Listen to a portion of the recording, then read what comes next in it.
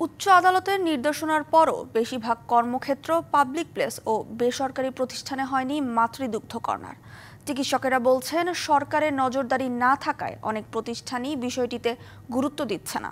শিশুদের মায়ের বুকের দুধ পানের হার বাড়াতে ও কর্মক্ষেত্রে নারীকে এগিয়ে নিতে মাতৃদুগ্ধ কর্নার প্রতিষ্ঠার বিকল্প নেই, বলছেন নারী অধিকার কর্মীরা। রাজধানীর মহাখালী বাস টার্মিনাল নিচতলা দোতলা ঘুরেও পাওয়া গেল না মাতৃদুগ্ধ কর্নার। তবে সেখানে রয়েছে সেলুন, রেস্টুরেন্ট সহ বেশ কিছু দোকান। বাংলাদেশ শিশু হাসপাতালে চিকিৎসার জন্য প্রতিদিন কয়েকশো মা আসেন তাদের শিশুকে নিয়ে। সেখানে ৩টি মাতৃদুগ্ধ কর্নার থাকলেও তা দৃষ্টিগোচরে না থাকায় অনেক মাই জায়গাটা খুঁজে পান না। সরকারি বেসরকারি অফিস, শপিং মল, হাসপাতাল সহ পাবলিক প্লেসে মাতৃদুগ্ধ কর্নার না থাকায় প্রতিদিনই দুগ্ধ শিশুদের নিয়ে ভোগান্তিতে পড়েন মায়েরা।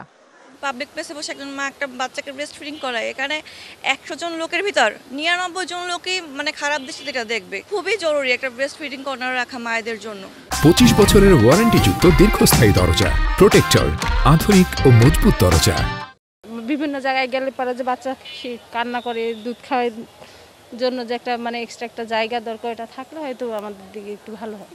কর্মক্ষেত্রে নারীর অংশগ্রহণ বাড়লেও বেশিরভাগ প্রতিষ্ঠানে নেই নির্দিষ্ট মাতৃদুগ্ধ কর্নার। নারীকে কর্মক্ষেত্রে এগিয়ে নিতে হলে নারী বান্ধব কর্মপরিবেশ তৈরির ওপর জোর দেন নারী অধিকার কর্মীরা। একজন সোশ্যাল অ্যাডভোকেট হিসাবে আমি বলি, নারীদের কর্মক্ষেত্রে অবশ্যই ডে কেয়ার সেন্টার থাকতে হবে। আমাদের যে সংশ্লিষ্ট মন্ত্রণালয় আছে তাকে তার এই দায়িত্বটা নিতে হবে যে এই ন্যায্য ব্যবস্থাপনা যদি আমরা নারীর জন্য না করি, তার প্রোডাক্টিভিটি, তার মানসিক স্বাস্থ্য, শারীরিক স্বাস্থ্য অবশ্যই ঝুঁকির সম্মুখীন হবে। সরকারি বেসরকারি প্রতিটি কর্মস্থলে ডে কেয়ার সেন্টার ও মাতৃদুগ্ধ কর্নার তৈরিতে 2020 সালে রুল জারি করে হাইকোর্ট।